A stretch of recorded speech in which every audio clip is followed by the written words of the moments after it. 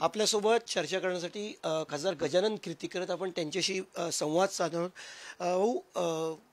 लोकसभा निवडणुकीची घोषणा झाली आहे. उत्तर पश्चिममधून अमोल गजानन कीर्तीकर निवडणूक लढवत आहेत. काय भूमिका असणार आहे? उद्धव ठाकरे यांच्या शिवसेनेतून ते भूमिका लढवत आहेत. तुमचा मुलगा आहे. काय तुमची भूमिका असणार आहे त्या उमेदवारीबाबत? माझी भूमिका मी स्पष्ट केली अनेक वेळेला. आमचे मुख्य नेते शिवसेनेचे एकनाथ शिंदे साहेबांना सुद्धा मी सांगून आलेलो आहे की अमोल निवडणूक लढत आहे.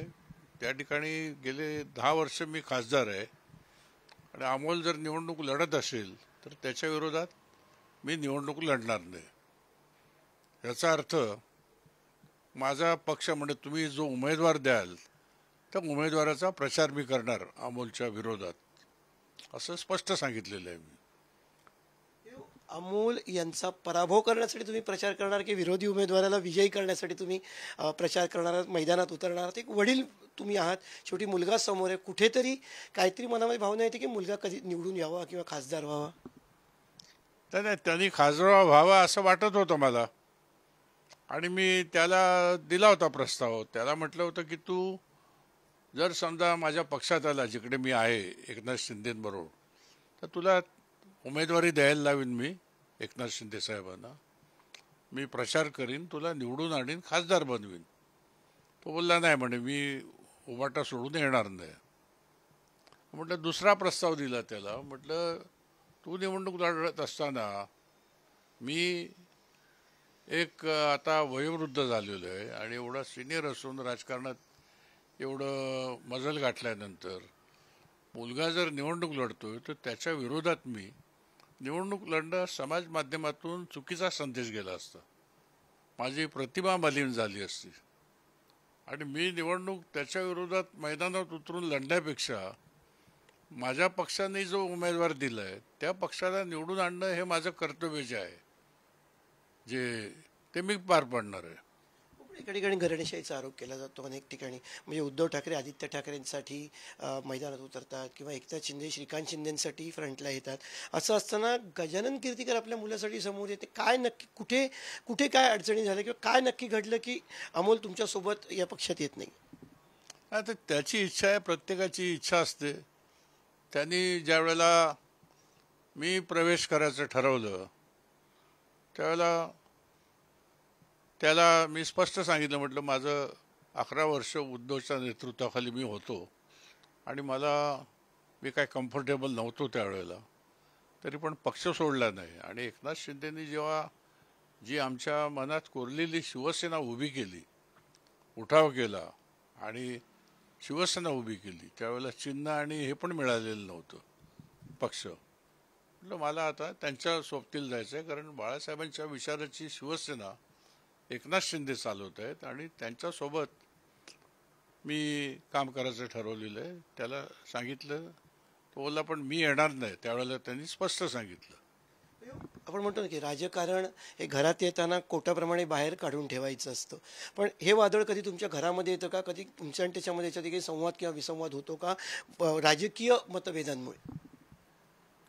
राजकीय मतभेद किंवा विसंवादावर असं काही नाही. राजकीय मतभेद एवढंच आहे की तो निवडणूक लढतोय. सगळं जेवणाच्या टेबलवरती सगळं एकत्र असतं. हा असतो ना, काय तसं बोलणं चालणं असतं. त्याचं जे काय चाललंय ते तो करतो, माझं चाललंय ते मी करतो. काय आपसामध्ये असं हे पण नाही, भांडण तंटा नाही आहे. घराला कुठल्याही तऱ्हेचा ह्या आमच्या निर्णयामुळे त्रास होऊ नये याची काळजी आम्ही दोघेजण घेतो. कुठेतरी अमोल यांच्याची कारवाई, आता कालसुद्धा त्यांची ईडीमध्ये चौकशी झाली. वडील म्हणून दुःख होते मुलावरती अशा पद्धतीची कारवाई होती. फक्त तो दुसऱ्या पक्षात गेला नाही किंवा एकनाथ शिंदेच्या पक्षात गेला नाही म्हणून अशी कारवाई होते त्याच्यावरती, असं तुम्हाला वाटतं? दुःख होतंय का? नक्कीच दुःख काय, मला राग येतो. राग म्हणजे ही जी पद्धती आहे, ही संस्कृती आणलेली आहे बीजेपीने, एकदम चुकीची आहे, घातक आहे. त्यांना भविष्यामध्ये आता ठीक आहे 400 पारबीर ते करतायत, मोदींना पंतप्रधान बनवू आम्ही, पण भविष्यामध्ये त्यांची ही जी वृत्ती आहे ही त्यांना फार अडचणीची आणणार आहे, अडचण होणार आहे. आता अमोलवरती काय आरोप आहे? अमोलवरती आरोप असा आहे की खिचडी सप्लाय करणारी जी कंपनी आहे त्याची स्थापना केली संजय माशेलकरनी.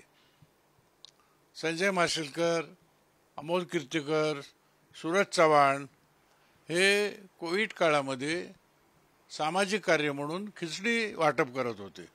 सामाजिक ज्यावेळेला जम्बो हॉस्पिटलची कल्पना आली त्यावेळेला अनेक व्हेंडर लागले त्या जम्बो हॉस्पिटलला. म्हणजे डॉक्टरला supply, nurse supply, medical staff, medical equipment, cot, bedsheet. त्याचप्रमाणे तिकडच्या ह्यांना पेशंटना खिचडीची पण गरज होती. आणि संजय माशेलकरनी ती कंपनी स्थापन केली ज्याच्यामध्ये अमोल व सूरज पण नाही, ते पार्टनर पण नाहीत आणि मालक पण नाहीत. त्यांनी फक्त सप्लाय चेनमध्ये मदत केली. सप्लाय चेनमध्ये ही खिचडी ज्या कंपनीला कॉन्ट्रॅक्ट मिळालं, टेंडर मिळालं संजय माशेलकरचं, ते काम करत होते खिचडी सप्लायचं सार्वजनिक स्तरावरती सामाजिक भावनेतून. ते ऑफिशियली त्यांना कॉन्ट्रॅक्ट मिळालं, तो सप्लाय चेनमध्ये काम करत होता. आता कालांतराने ह्या खिचडीच्या कॉन्ट्रॅक्टमध्ये संजय माशेलकरच्या कंपनीला प्रॉफिट जो झाला, प्रॉफिटशिवाय कोण धंदा करत नाही, कळलं की नाही.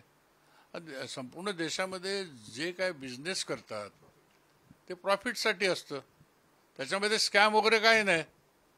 म्हणजे जे बिझनेस जम्बो हॉस्पिटलला ज्या ज्या सुविधा पाहिजे होत्या, जे जे व्हेंडर पाहिजे होते, ते सगळे व्हेंडर मिळवले. इमर्जन्सी होती, इमर्जन्सीमध्ये त्यांची टेंडर प्रोसिजर शॉर्ट टर्मची होती, शॉर्ट पिरियडची होती, पण टेंडर मिळालं त्याला आणि त्याच्यामध्ये ह्यांनी काम केलं. त्याला मानधन दिलं, रिम्युनरेशन झालं म्हणतात. ते ऑफिशियली चेक दिला, तो चेक बँकेत टाकून त्याच्यावरती इन्कम टॅक्स लोड केला. आता एवढं सगळं करून झाल्यानंतर इन्क्वायरी म्हणजे काय, मनी लॉन्ड्रिंग केलं का? का त्रास देतात तुम्ही? मान्य करता, राग येते, चीड येते तुम्ही मला, पण का त्रास देतात अमोल कीर्तिकर? अमोल कीर्तिकरांना त्रास देण्याचं कारण, सूरज चव्हाणला त्रास देण्याचं कारण म्हणजे ते ज्या शिवसेनेत आहेत त्या शिवसेनेमध्ये त्यांच्या हातून किरीट सोमय्या सांगतो म्हणून हा स्कॅम झाला, म्हणून त्याला ईडीची नोटीस आली, ईडीची चौकशी सुरू झाली. ईडीचे अधिकारी देखील सांगतात ह्याच्यामध्ये दम काय नाही. ईडीचे अधिकारी, इन्क्वायरी सगळी झालेली आहे, कस्टोडियल इन्क्वायरीची तर गरजच नाही, काय क्रिमिनल केस नाही ही. पण जाणीवपूर्वक केलं जाते. निवडणुकीला उमेदवार अमोल कीर्तिकर आहेत, मग मोकळेपणाने उत्तर हवं गजाभाऊ. नाही, आता उमेदवार झाला, उमेदवारी होण्यापूर्वी देखील नोटीस जारी झाली होती ना. ज्या दिवशी उमेदवारी जाहीर झाली त्याच दिवशी पहिलं ईडीचं समन्स, पुन्हा कालच्या आलं ना. हे सगळं ॲक्च्युली मी मगाशी म्हणाल तसं BJPच्या एकंदरीत त्यांचं जे काय सगळं हावभाव चाललेली आहे ना देशामध्ये, काम चांगलं करतात मोदी. हिंदुत्वासाठी, सनातन धर्मासाठी 370 कलम, GST आणला, त्याच्यानंतर राम मंदिर उभं केलं, हे सगळं चांगलं चाललं आहे. पण त्यांच्यामध्ये हा जो रुबाब आलेला आहे, आणि मीच सगळं काय ते घेईन, 400 पार कशाला घ्या ना, अख्खी लोकसभाच घ्या तुम्ही, 400 पार कशाला. तरी तुम्ही महायुतीमध्ये आहात, या गोष्टींची जाणीव तुम्हाला आहे, पण तरीसुद्धा का तुम्हाला राहून त्यांच्यासोबत पक्षाचा प्रचार आपण करणार आहात? कारण दोन्ही विरोधाभासाच्या भूमिका आहेत. एका बाजूला तुम्ही नरेंद्र मोदींवरती टीका करताय, त्यांच्या भूमिकेवरती रादर टीका करताय, आणि दुसऱ्या बाजूला त्यांच्याच पक्षाच्या उमेदवाराचा प्रचार. नरेंद्र मोदी हे बघा, देशामधून राहत असताना त्यांचं जे कर्तव्य जे आहे, कारण मी लोकसभेत असल्यामुळे पुष्कळशा गोष्टी वर्षानुवर्ष, मोगली आक्रमण होतं, ब्रिटिशांचं राज्य होतं, 75 वर्ष काँग्रेसची राज्य होतं, पण ह्या ज्या काय आहेत म्हणजे हिंदुत्वाला बाधा पोचणाऱ्या गोष्टी त्या काळामध्ये झाल्या, त्या सुधारण्याचं काम करतात मोदी. आणि ते जे करतात त्याचा एक प्रकारची लाट संपूर्ण देशामध्ये उमटते. या गोष्टी आवडत नाही जे करतायत अमोल कीर्तिकरांच्या बाबतीत, जो रुबाब तुम्ही नाही आवडत, नक्कीच नाही. मी आता हे बघा, माझे मुख्य नेते एकनाथ शिंदे त्यांचं नेतृत्व स्वीकारलेलं आहे, त्यांनाही वारंवार सांगितलेलं आहे किंवा आपण भाजपच्या व्यसन बांधलेलं नाही आपल्याला. आपलं स्वतंत्र अस्तित्व आहे. मोदींना पंतप्रधान करायचं आहे ते काय फक्त एकट्या भाजपची स्वप्न नाही आहेत, आमचं पण आहे. आणि आमची सुद्धा व्होट बँक आहे शिवसेनेची. व्होट बँक बाळासाहेबांनी तयार केलेली आहे. हिंदुत्वाचा विचार, राष्ट्रीयत्वाचा विचार, आक्रमक शैली, मराठी माणसांचा उद्धार, या विचाराने प्रेरित होऊन अजूनही खेड्यापाड्यात कार्यकर्ते आहेत शिवसेनेचे. तुम्ही याबाबतीत एकनाथ शिंदे किंवा देवेंद्र फडणवीसांकडे ही चीड व्यक्त केली आहे का? तुम्ही चीड हा शब्दच तुम्ही वापरलात म्हणून मी तो वापरतो की तुम्ही चीड व्यक्त केली आहे का? तुमचा संताप व्यक्त केलेला आहे का यावर?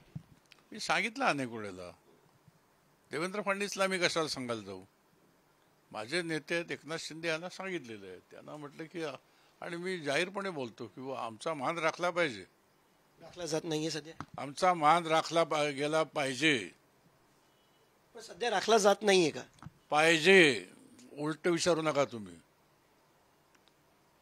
धन्यवाद. आपल्यासोबत गजानन कीर्तीकर होते. त्यांनी अगदी ठामपणे आणि मोकळेपणाने आपली मतं मांडलेली आहेत की भाजपा नरेंद्र मोदी योग्य पद्धतीने काम करतायत, मात्र राज्यामध्ये ज्या पद्धतीने ते कारवाईचा बडगा अमोल कीर्तीकरांवरती उचलला आहे त्या बाबतीत त्यांनी संताप व्यक्त केलेला आहे, चीड त्यांनी व्यक्त केलेली आहे. आणि ते अमोल कीर्तीकर यांच्या विरोधात जो महायुतीचा उमेदवार असेल त्याच्यासाठी, त्याच्या प्रचारासाठी मैदानात उतरणार हेही ते ठामपणे सांगतायत.